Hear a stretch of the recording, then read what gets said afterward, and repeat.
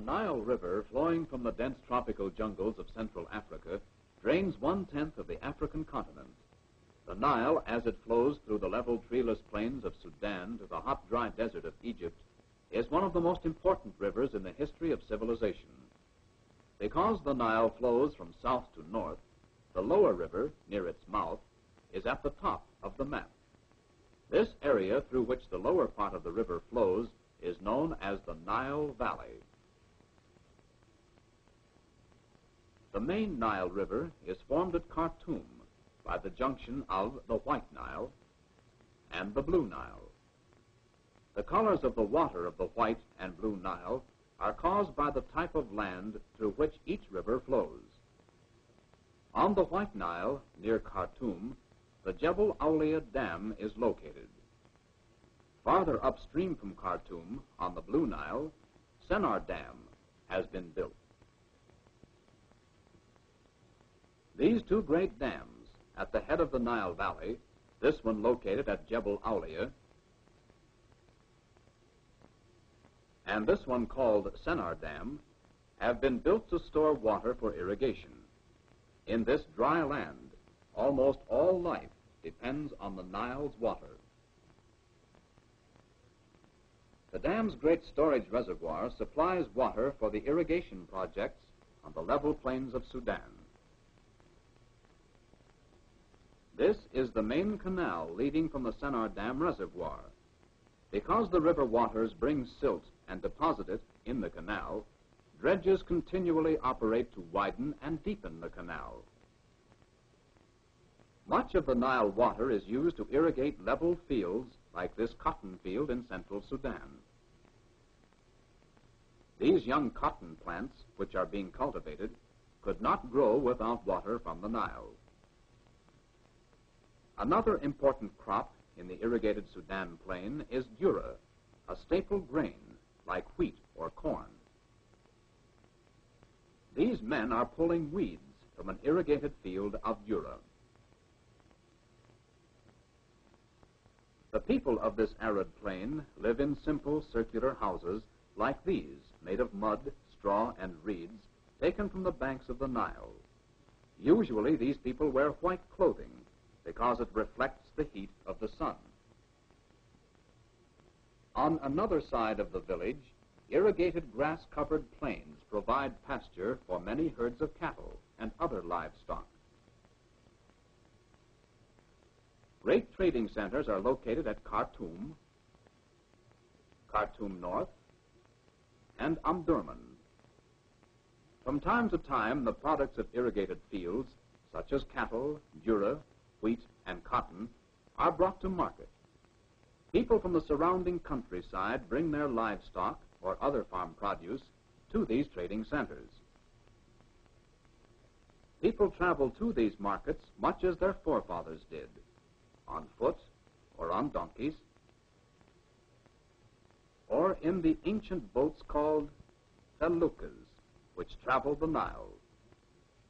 Europeans also trade at Khartoum, but usually travel in these modern Nile River steamers. Or a few may arrive in fast seaplanes, for Khartoum is an important air transportation center. But whether they come by camelback or train, by donkey or plane, they conduct their trade in such places as the livestock market at Omdurman, where meat and hides are traded. Here is another market where foods, clothing, and other articles are sold by local merchants. This merchant has many foods to sell: nuts, dates, dura, and wheat. The man is sifting wheat to make it ready for sale.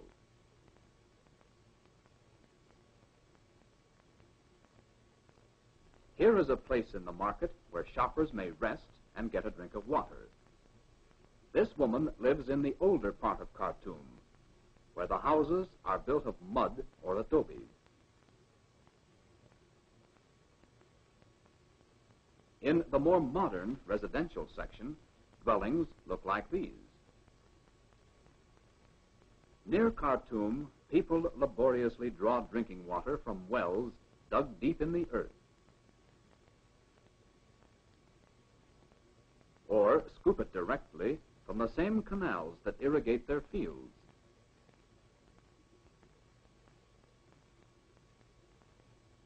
But in Khartoum, modern electric pumps lift the Nile water to large settling tanks where the impurities are removed. From there, the water is pumped to large storage tanks.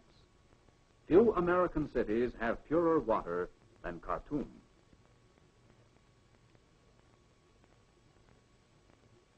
Only a few miles downstream from Khartoum is located the Sixth Cataract, or rapids, of the Nile.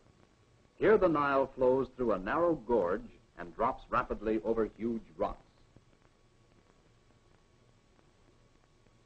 At this point, the Nile leaves behind the semi-arid plains of Sudan and enters the hot, dry desert, flowing either through flat desert land or through narrow, well-defined valleys, between rocky hills or cliffs where little or no rain falls. In the lower Nile Valley, another great irrigation dam has been built at the first cataract of the Nile, about midway between Khartoum and the Mediterranean Sea. Even a dam as long and as high as this cannot hold all of the water which pours down the Nile at flood stage. During the flood, the gates at Aswan are opened wide. The flooding Nile covers millions of acres of farmland with its muddy waters. When the flood recedes, it leaves behind deposits of new soil to enrich the land. This farmer is examining the fresh layer of fertile silt which the flooding Nile has deposited on his land.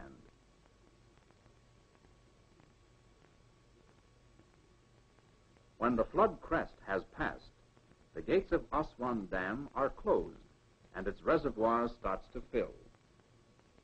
Several historic Egyptian temples, built centuries before the dam itself, stand in the path of the waters of the reservoir. Today, when the reservoir behind Aswan Dam is filled with water for irrigation, these historic ruins are almost completely submerged.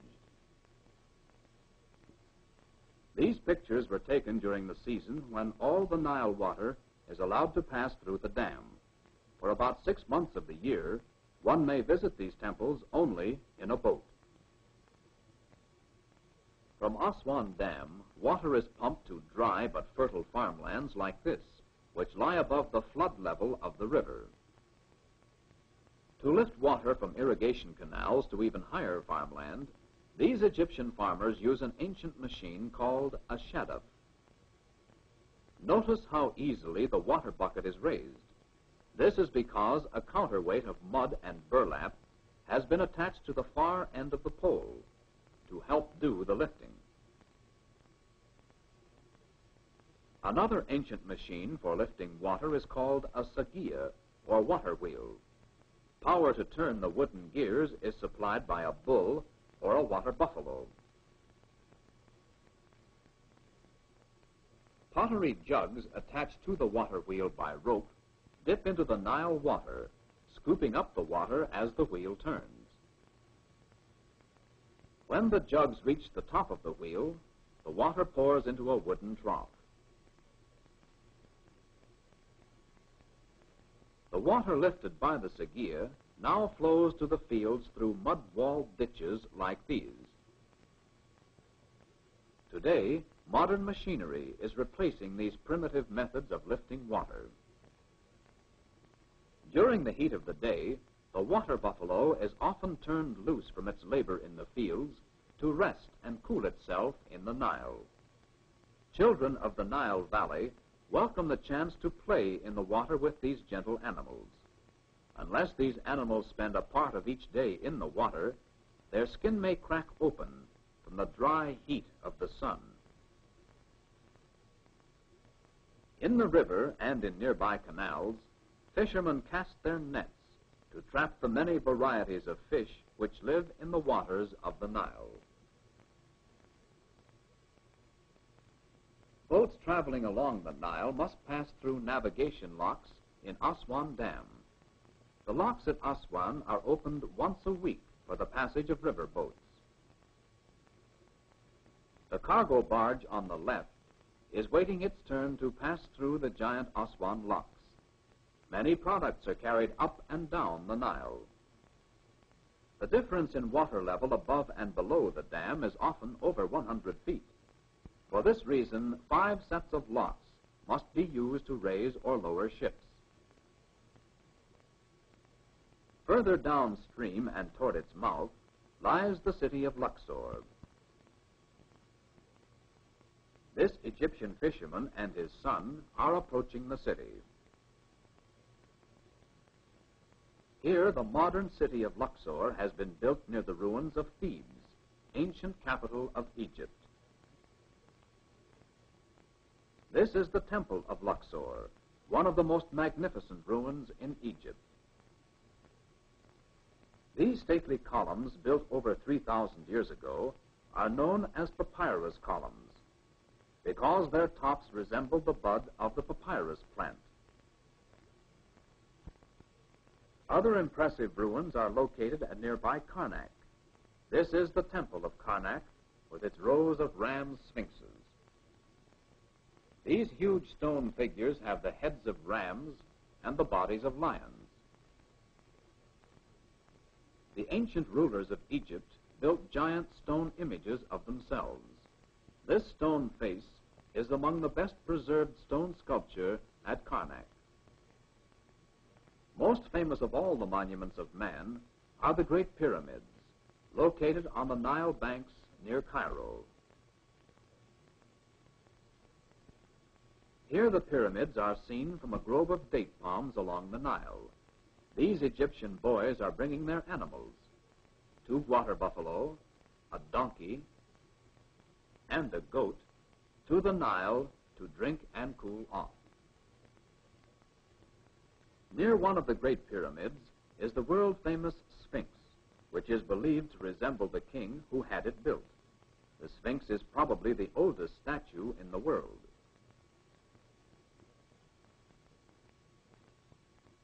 The Sphinx is believed to be about 5,000 years old. Several times, the Sphinx has nearly been buried in sand. There are many pyramids in Egypt along the Nile, but these near Cairo are the largest and most famous. The 2 largest pyramids are about 450 feet high. This Egyptian guide is pointing out the cracks between the huge stone blocks of the pyramids. Near these ancient monuments lies the modern city of Cairo, a busy city of nearly 1.5 million people. Cairo has many beautiful new buildings, hotels, stores, theaters, and offices. This is one of Cairo's power plants for generating electricity used in lighting and factory operation. Here is one of Cairo's busiest factories, the largest glass factory in Egypt. In Cairo, there are many mosques where the people worship. This one is the Muhammad Ali Mosque. The tall, slender towers of the mosque are called minarets and are used to call the people to prayer. Many of the people of Egypt are Mohammedans.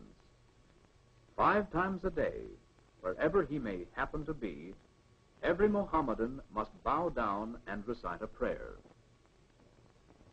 As nearly as possible, the Mohammedan faces toward the city of Mecca, where Muhammad was born.